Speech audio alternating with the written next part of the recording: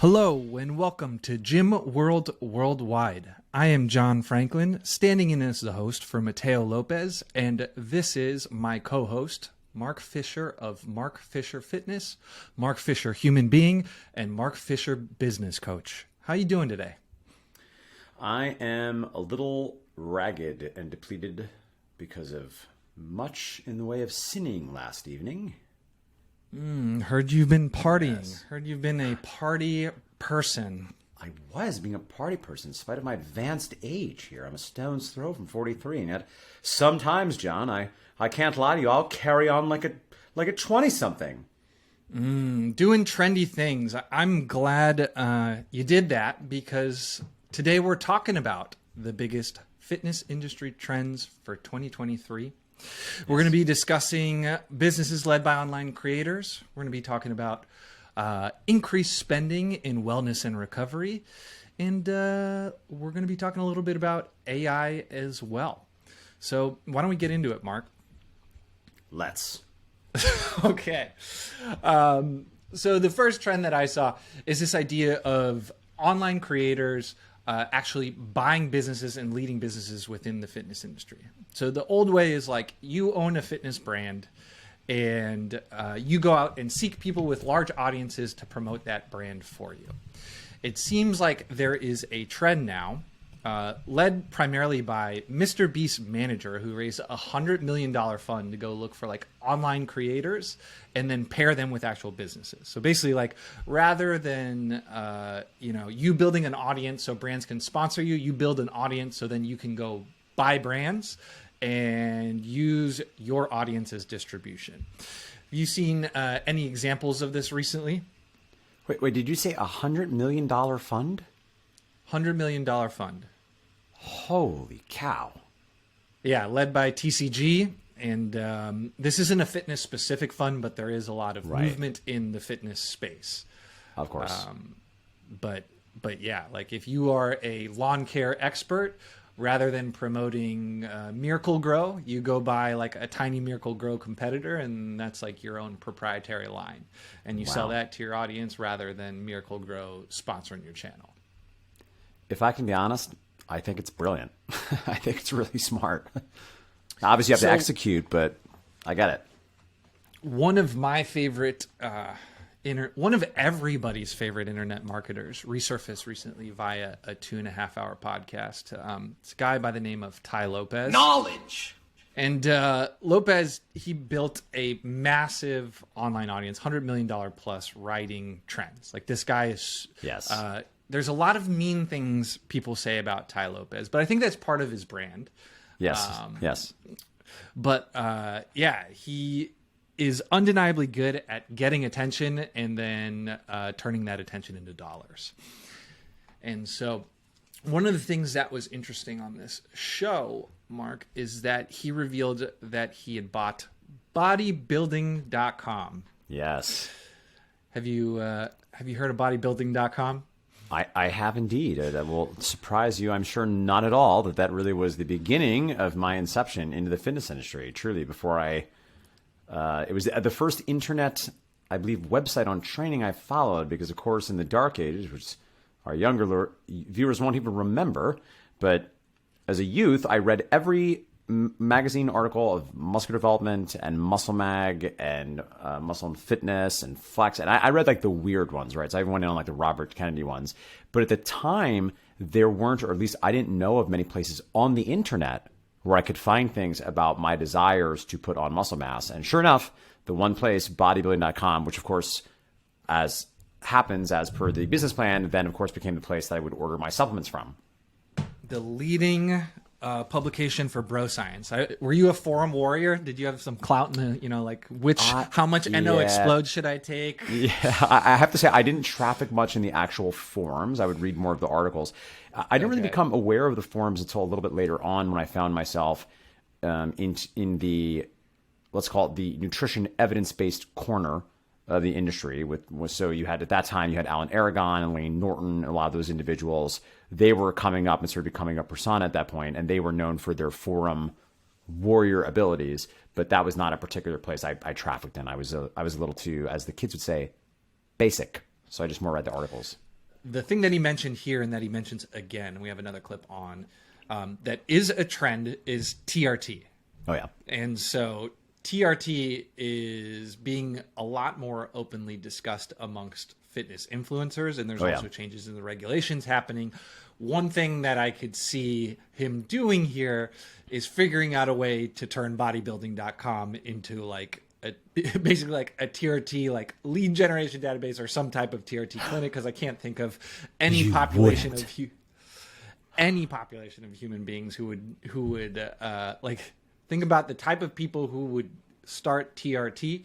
Bodybuilding.com would probably be towards the top of my list. And in terms of like quantities of tests that they'd want to take, like it's probably like a pretty hot audience, that email list. I mean, listen again, if that is the strategy and it's not impossible, and you know, I'm also want to be careful, just I don't want to ascribe to him being an idiot based on some of these clips taken out of context. There's a lot I don't know. I also don't want to necessarily ascribe to him being a Machiavellian genius, but we can't discount, John, he might be a Machiavellian genius. I mean, that actually would be a brilliant move if his long-term play is, I'm getting in on bodybuilding.com because long-term I want to be first to market as TRT becomes more widely proliferated, that's a word, throughout the society. And I would know very briefly, John, you might be aware of this. This is not the first time that Tai Lopez has run this particular play. So he was part of a consortium of investors that bought Pier 1. So he's put together a play now he's doing where, and again, it's kind of brilliant. They buy these brands for pennies on the dollar, usually, and I don't know exactly what's going on with bodybuilding.com, but presumably the brand itself is struggling, but there's so much actual existing brand capital that in theory, they're then able to resurrect the brand with the chops of the dark underbellies of the online internet marketing world. It's not a bad plan. Not a bad plan. That email list alone has to be so valuable. They must have so valuable. Millions of like ex-customers, millions of people in the forum. Like, and I let's play assume, the TRT clip. Let's watch it so we can at least assess if that's the angle here. How much muscle have you put on lately? I put on. I noticed. Yeah, I've spiked. Like when I was on TRT, you'll go up. And I have kind of naturally, my dad was a pro bodybuilder, so my baseline is a little like 700-800, but I've spiked it. TRT, go to 3,000. That's a crazy, you get strong, boy. And I did it all legally with like doctor stuff. A lot of dudes on social are like they're on TRT, but they don't want to say. I don't know why people don't want to say. I'm like, probably every male on Earth will be on TRT by like the end of this century. It's becoming a lot more common. Shit, just like the only reason I don't like TRT is if you want to have kids, your sperm count goes like fucking 0. Which, if you don't want to have kids, better in birth control is fucking TRT. Like you get all jacked up, you get strong. I could bench like. I mean, I was repping like 315. But isn't it true that you have to stay on it then for the rest of your life? Yeah, I mean, that's why I don't do it. I haven't done it for years. So yeah, you should do TRT. Every male should do TRT. They should do lots of TRT. The only problem is we won't be able to like procreate. Everyone is doing it. Everyone will be doing it. And I don't know that he's entirely wrong. So, and John, you're probably aware of this too, but we know it has been a poorly kept, open-ish secret that many people, certainly in the fitness industry, use steroids. But from my previous life as a professional actor, it was also a well-known, poorly kept, open secret that the vast majority of people you see in Hollywood that are very jacked are all on drugs. And it was even more controversial, frankly, 15 years ago, because 15 years ago, you didn't really even have TRT. There was no euphemisms. It's just like you were doing steroids. You got steroids from a drug dealer and it was against the law and you maybe didn't tell your doctor about it or not. Now, I think Tai Lopez is correct. I think way in which our society looks at TRT is changing rapidly. I think he actually might be correct that more and more people are going to be going on it. And I have to say, just yesterday, I was doing my yearly chat with my fitness coach talking about the year ahead. And one of the things I said was that, well, this is the thing I say every year. I want to get on steroids. I'm not going to do it because I don't want to not have to be on them forever, right? Because even just mentally, emotionally, the suffering I think I would feel coming into Burning Man one year being super jacked up, and the next year coming as like natty guy, and I'd be like, oh, what happened to Mark? So I have resisted it just because I'm afraid to make that deal, because I don't think mentally emotionally I would ever stop doing it. But it will be interesting to see. And now, of course, I think if you are suggesting here, John, I think he might have positioned himself to, well, make some damn money if, in fact, as I do think is the case, it is going to be more and more accepted, it is going to become more and more mainstream. I don't know if I would go so far as to say almost every male at 50 and over is going to be on it, but I don't know. It's not impossible, actually. A large percentage of men, right? Because any guy that's like, oh, I'm a high performer, I just want to have more energy and libido, and I want to be more jacked, like, I get it. Well, that's what I thought. Like, I would be like, if I owned this database of bodybuilding, like if I owned the forum emails and the ex-customer emails, and I was trying to make as much money as possible, what would I do? Right? And so there'd be some type of like recurring element to like the supplement line, but like they already sell supplements. They probably know a lot about selling supplements. There's not a ton of value add. But then you look at like, what are the people like on that list like? And it's, I would guess the average person on that list is probably around like our age, like mid to late 30s. Yeah. Like going into prime TRT years. Oh, yeah. And then you have like a guy like Joe Rogan, who openly admits to taking TRT. You have a guy like Jeff Bezos, who looks absolutely shredded, who is rumored to be on TRT. You have 100%. guys like Derek at More Plates, More Dates, who, you know, I think he's got like around 500,000 subscribers on YouTube, commonly going on Joe Rogan now and like saying like, hey, yeah, like every actor that looks great does this. Like every fitness influencer does it. It's just like a very open mainstream conversation. And he's also like talking about how to do it safely. So to your point, it's like very destigmatized, and it is definitely it's getting destigmatized, trending up. And if you can kind of own that trend and put yourself in a position to capitalize on it when it's a little like easier to, you know, assuming TRT becomes easier to administer, you could really create a lot of alpha on that bodybuilding.com investment. Knowledge.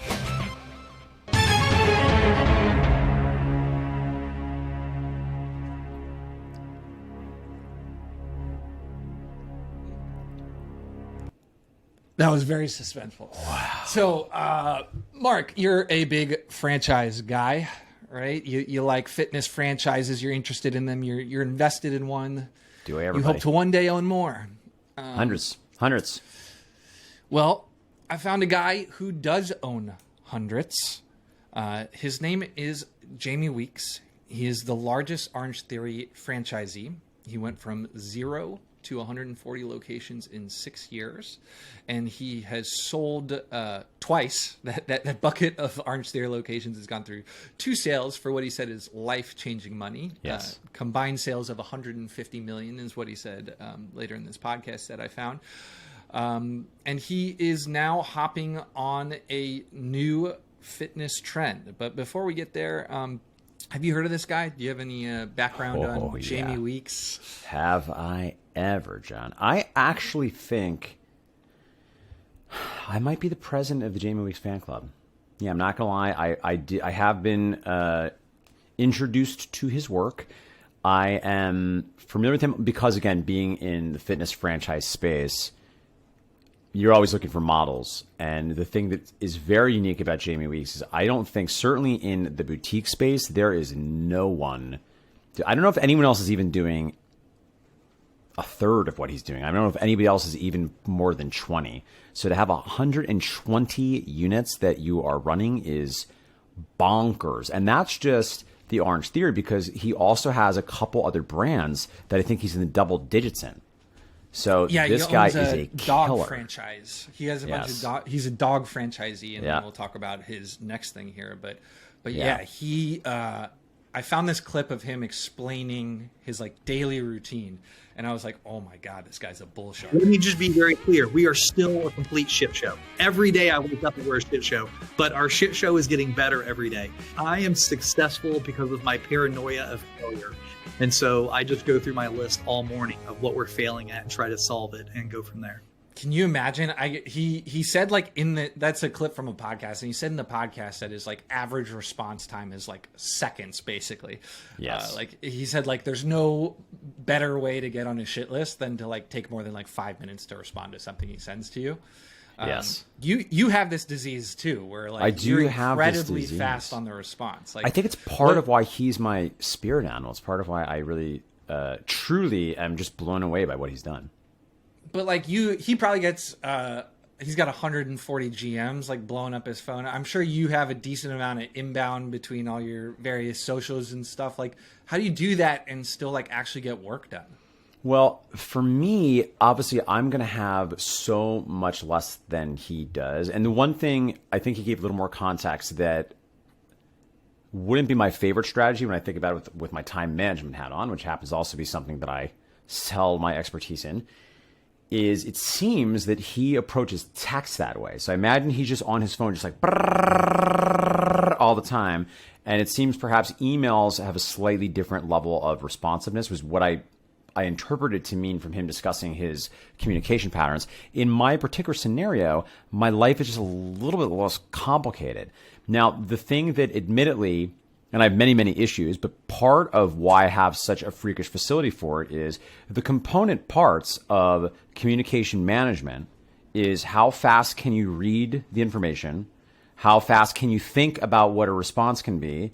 How fast can you type the follow-up? And then how facile are you with literally just the phone or the keyboard, right? So I read very fast. I think very, very fast. I'm very decisive. And I type faster than I think. So I can just like kill through email so quickly.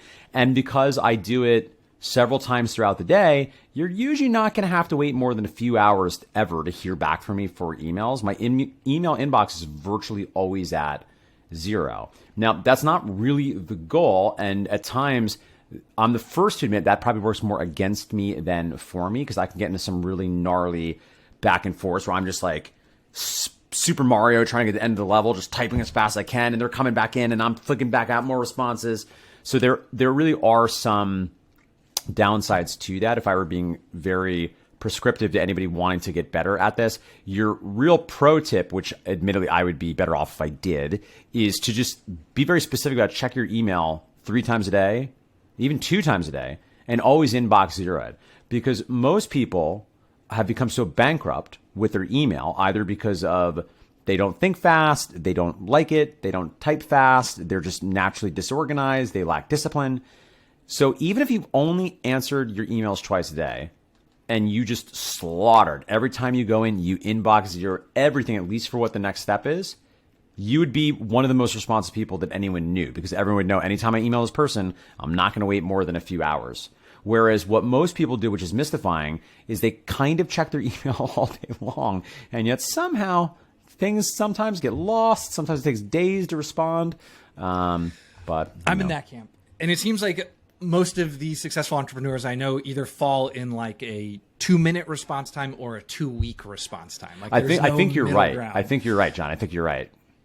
And so luckily, like I have people on my team who are in the 2-minute, and they lay on all those grenades. Like I think by being that type of person, you open yourself up to more communication. But you know, that's why I'm not the CEO of any of my companies, because I think like being that available and open and like having the ability to fight issues and get stuff resolved that quickly is an essential ingredient for a really good leader. But I still think there's value in being the guy who's like behind the scenes and thinking and being strategic about how to move the ball forward. And I think it's very hard to do that if, you know, like in this podcast, he was like, yeah, on the podcast, I've responded 20 messages while we've been on the podcast. I was shocked when he said that. I was like, how? Wait, what? And it's a video podcast. You don't see him like down here. He's like, I was like, how is this guy do it? He's just built different, I guess. Yeah. But to your point, he doesn't answer any of his inboxes. So he has an assistant who deals with all the inboxes. Yeah. And apparently he's like super protective with his phone number. So this guy, the wolf. He's got it. Clearly his system is working. Yeah. I mean, so if you get the phone number, you're in, right? You're in his inner circle. Yeah. And I guess that is like the bat phone. Like if you text that, you're getting a response It's coming back. immediately. Yeah. even if he's on like a podcast being listened to by thousands. Yes, of people. yes. And he's also so very I thought upfront. that's kind of like an interesting strategy. Yeah, totally. And he, you know, it's interesting. He's also very upfront about like males he's are always back. working. You know, one of the things I really liked about this podcast, part of what I find myself so drawn to him is there is just some real candor, and you can clearly tell, okay, this guy's got a big positive energy. I mean, like game recognizes game. I was like, I want to go work for this guy. This guy is incredible. I want to open up some sweat houses. I'm just blown away by how he does things. The other thing that I would point out and observe that is really remarkable, a 100% sincere, but I think also functions very as effective strategy, is his utilization of a strategy I call submit to win. Submit to win. So the thing he does really incredibly well is, even though he is so alpha male, and you can tell at one point he was talking about like, yeah, sometimes I send them a text message and then they gave me back ideas, and I was like, I don't want you to fucking send me ideas. I already fucking looked, buy the fucking thing. And I was like, whoa, okay, there's the other side there. But, you know, whenever he's talking about former bosses, even in his investment life or the people he works with, he is just glowing with how incredible they are and the mentorship they provided him, right? So it's sort of like never outshine the master, right? If we get very Robert Greene, right? He's constantly statusing down from anybody in any potentially higher status position. So that way, you know, those individuals that have access to some cases resources that he might not have. And again, I'm not suggesting any of this is Machiavellian or planned out. I think it's entirely sincere, and in practice, it's actually a very good strategy.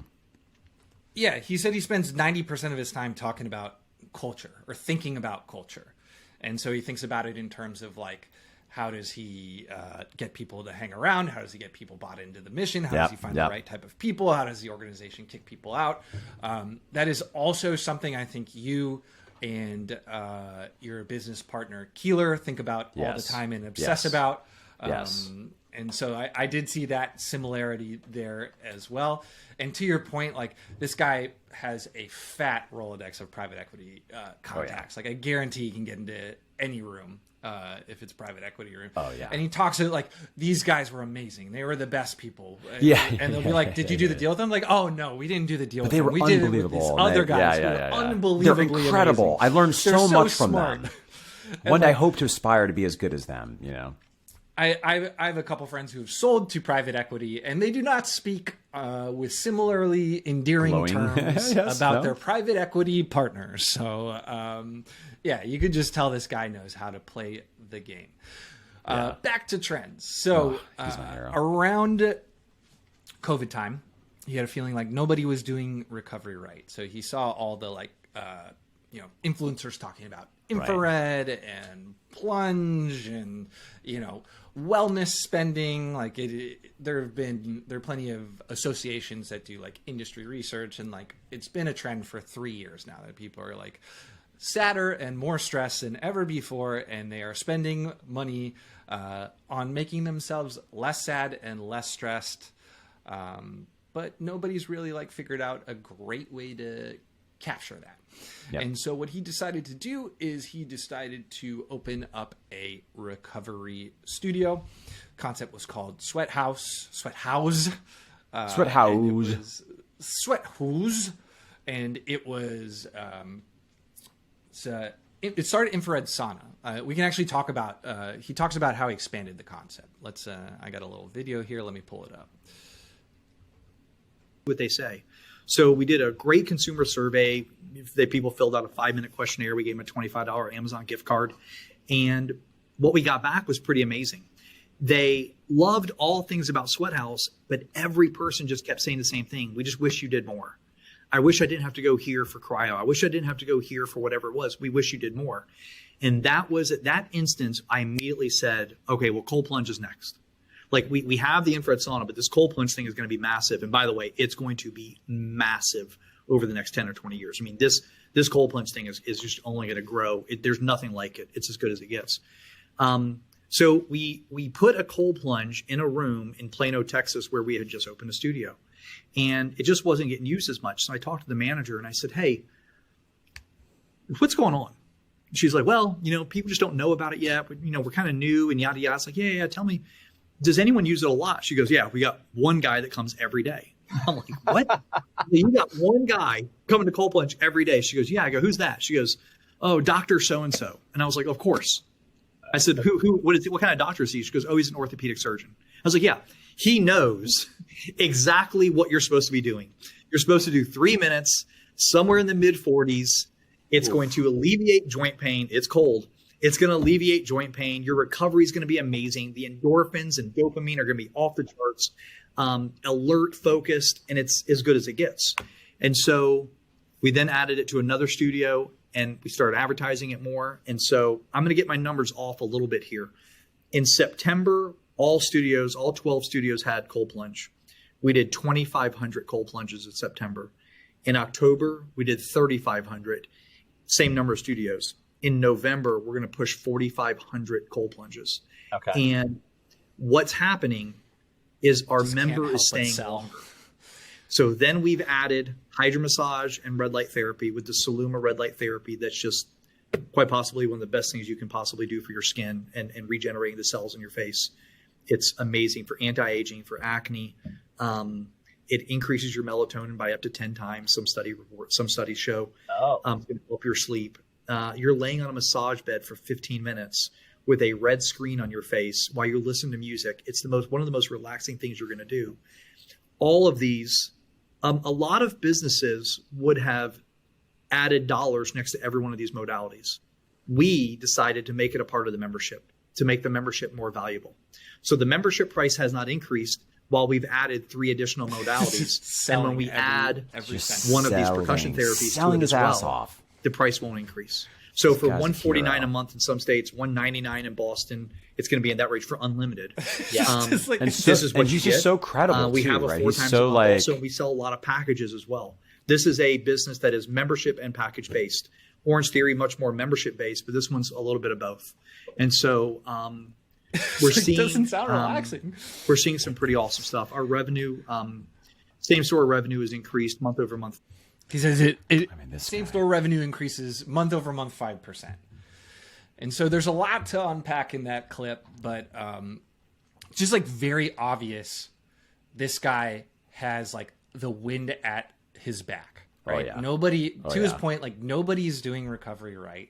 He's interviewing his customers. He's adding like trendy modality over trendy modality, going with more of like a prime model where it's like, this is the subscription cost, and we're just going to keep adding more and more great stuff to the subscription, so you keep paying. Because that's like immediately where my head is when I think recovery is like, oh, this is cool, but it's niche, and it's probably going to churn out. Like, how many people want to go get in a cold plunge like in the middle of winter? Like, there needs to be something a little more there to like help them stick around. But like, it just reminds me of when I opened my first CrossFit. It was just so easy to get members. It was so easy to get leads. Like people would just come off the street and ask questions like, what is this? Oh, I heard about it. I want to try it really bad. Yeah. And it just made like growing a business a lot easier, right? Like with just as much talent, if I started today versus when I started in like 2013, I would have done like markedly worse just because like the trend isn't there. And this guy, he just freaking gets it. The concept is smart. The modalities are smart, and it just like everyone is talking about this. Like every single influencer, bro. Like it. Yeah, I'm hogging the mic, Fisher. I know you're chomping at the bit to get in here, so I'll shut up. Yeah, I mean, honestly, I don't have much to share other than just plus running all of that. You know, I really want to. I can't reiterate enough. I'm not suggesting any of these comments I'm making are suggesting there's anything manufactured or manipulative about what he's doing. But even the way he's selling as a student of sales, he is a master. It is the exact right amount of energy, but balanced with the right amount of calmness, right? It's like, it's the best thing you could possibly do. It's amazing. It's incredible. Like it's this amazing balance of it's so credible. It's because it is sincere, right? But nonetheless, we know many people that are sincere, but either lack the confidence to really go for the jugular, or they're too high energy and they're sort of floating out in the sky, and it's a little bit challenging. But this guy, I'm like, I will follow you off fucking cliff, Jamie Weeks. We going off the cliff, buddy? Let's go off. I'm fucking in. Let's World. go. Let's go. Jim World's such a good show. Tickles the neurons. Makes you so smart. Best show you will ever watch. It's unbelievable. Put your AirPod ins for 45 minutes. You're on the bike. It's so relaxing. You're making incredible. so much money. These ideas are coming through your head. It's just what color Lambo do you want? It's just as good as it gets. The only decision you have to make. As good as it gets, Lambos. So he's not all talk. So he has the 12 facilities. Actually, he said he's selling the facilities to franchisees at cost. When he opened the concept up for franchising, he said he sold 30 licenses in 30 days. And that was in June. And he says he's on pace to finish the year out with 75 licenses sold. Yes. Which is crazy because he said he is deliberately going for slower growth. Yeah. I mean, the thing that is amazing, too, that he's doing strategy-wise, which he spoke about in that podcast, is, which, again, knowing what I know about the franchise space, I'm very impressed by. But, of course, it makes sense that he's positioned uniquely to be someone that can do this. I think most emerging brands wouldn't have this, probably have the opportunity to do this. But I can't remember exactly what they said in the podcast, but I know he's only doing big buys. I think that you have to buy something like 10.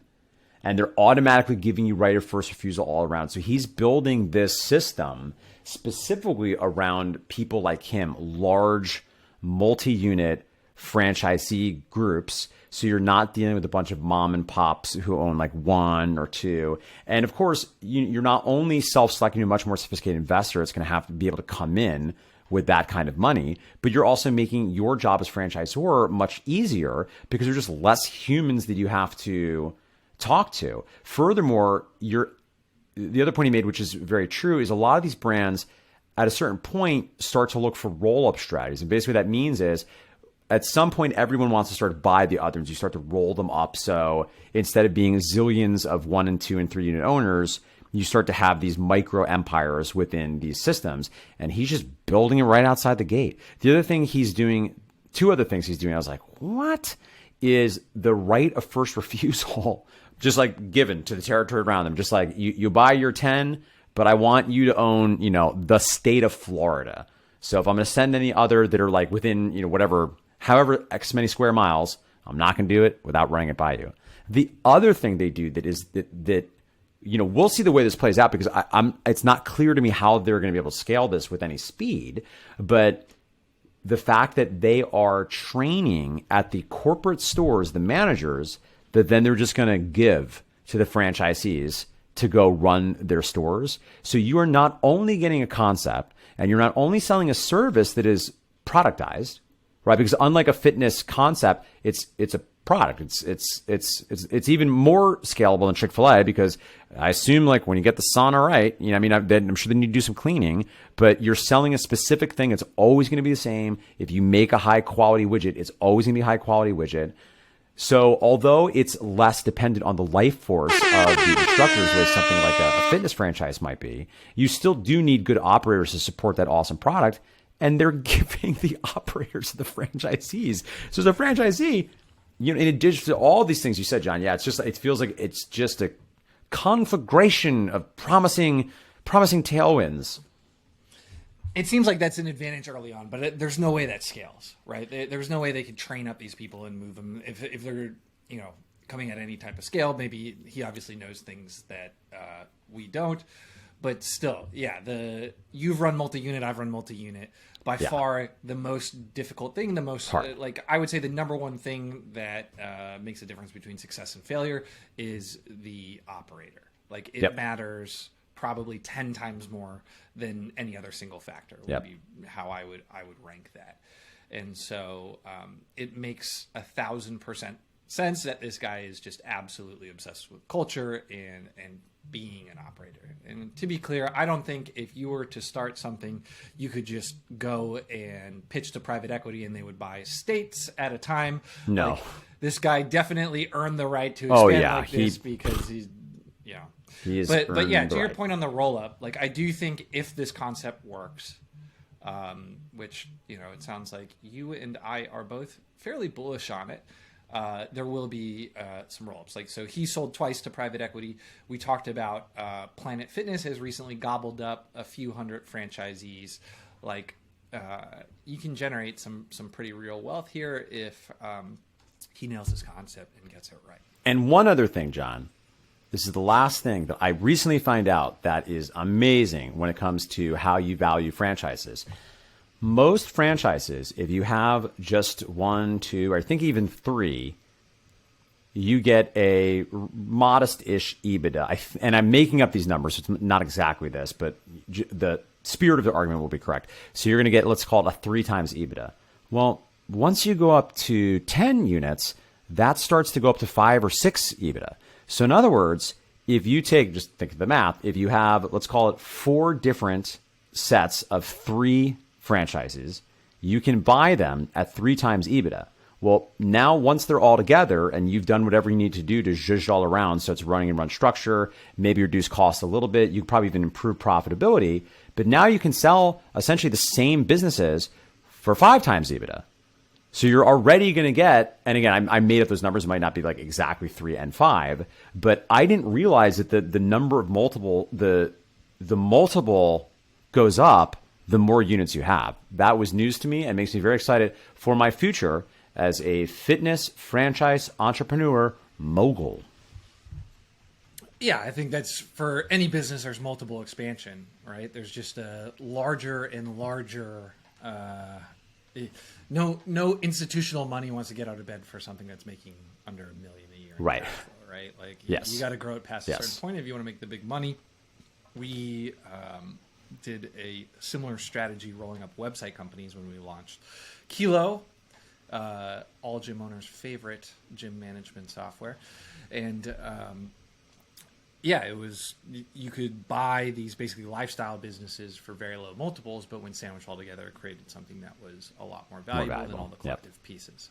Obviously, there was a lot of like hard work in making them all work together and fixing things, I'm sure. Yeah, with brick and mortar, that sounds even harder, but at least with franchises, there are certain like brand standards and real estate and operating, like the operating system, I'm assuming is going to be relatively comparable. So it's just putting in like a solid management layer, and I'm guessing some like getting some good data across the whole set. So 100%. Yeah, I would almost say that a brick and mortar fitness franchise sounds to me actually less daunting than buying lifestyle online businesses for exactly the reasons you said. There's going to be standardized everything. And no doubt different owners and owner groups have some latitude to do things differently, but because everyone is at least in theory singing from the same songbook, even down to how the accounting is done, you're really able to compare apples to apples. So I'm very excited about this strategy. So the thing that's interesting right now for the recovery market is if you listen to him talk, he's pitching it as like a spa alternative, right? Like you are a housewife in suburban Atlanta. You're at home with the kids all day. Your house is like dirty and loud and stressful. You can go over to Sweat House, hop in the sauna, put on your favorite show, pat your face with lavender towels, go lay down, do the infrared thing that makes you 30 years younger. I'm into blow it. dry your hair with a Dyson. The vitamin C showers. Come on. Yeah. So it's like an escape, right? Which I think is incredible positioning. Really smart.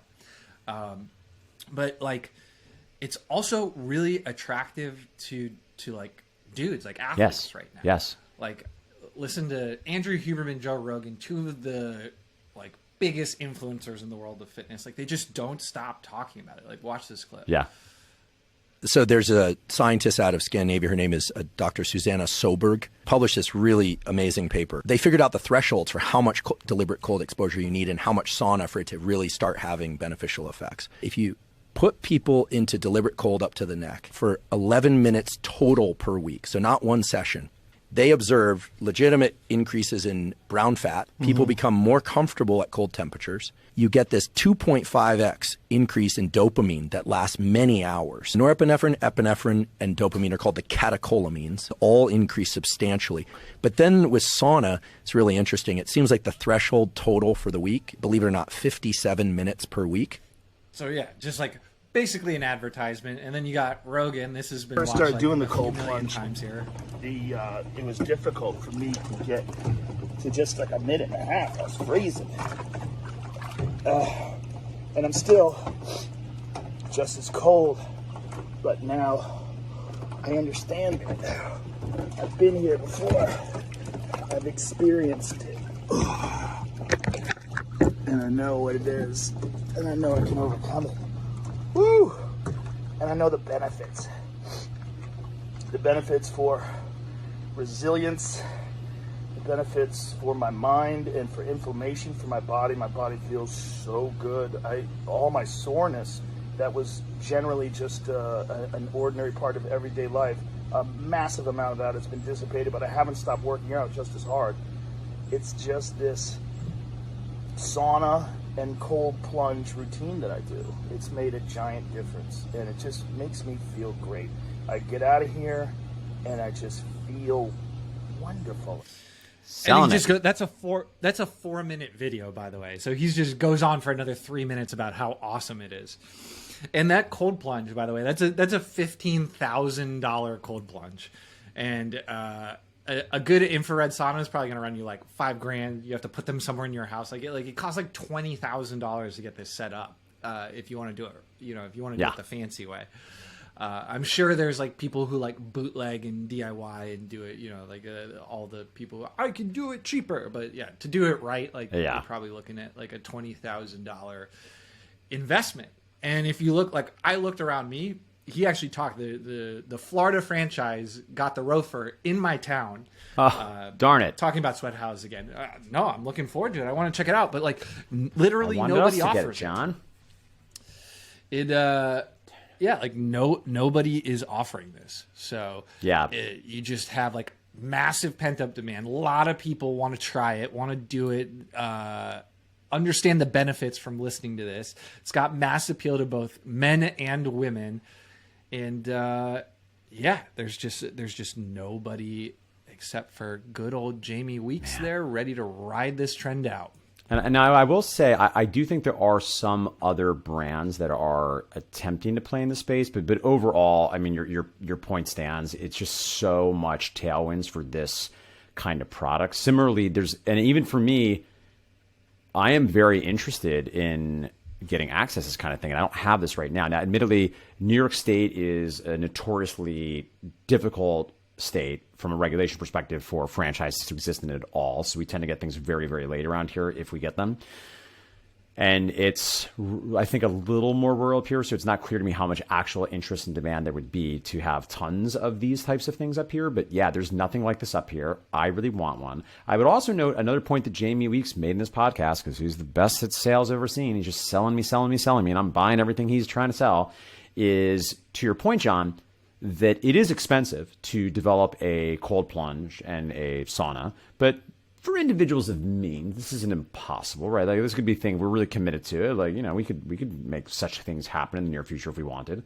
However, it really got me was what I realized, John, is I don't like to take care of anything. I don't like to do any maintenance of any kind.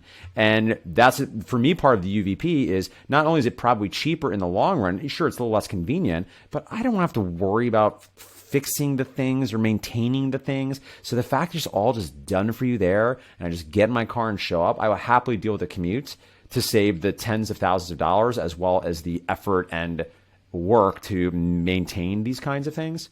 Really bullish on this. Is AI going to replace personal trainers? Mark, how familiar are you in the AI industry right now? I am relatively familiar. I would say medium. I can't say I've gone super down the rabbit hole.